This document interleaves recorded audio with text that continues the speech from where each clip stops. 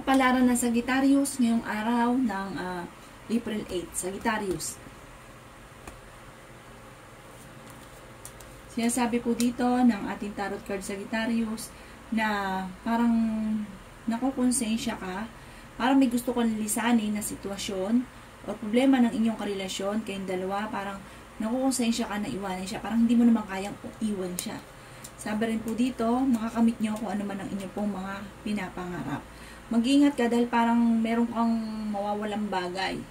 Parang may gamit ka na mawawala. Sinasabi parang malilimutan kung saan ito nilagay. May selebrasyon daw po na paparating. Nainis ka sa isang tao dahil parang lagi kang minamanipulate. Nalulungkot ka daw po sa kasalukuyan. Sabi rin po dito, maaaring kailangan yung makihalubilo sa iba. Parang huwag kang magmukmok.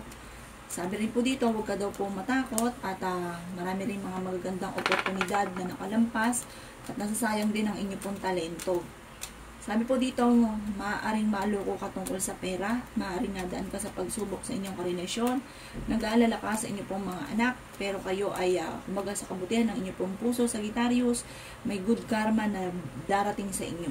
May balik sa inyong kabutihan daw po ninyo. Sabi po dito, bagamat meron kang matagal ng pinapangarap na parang hindi pa natutupad.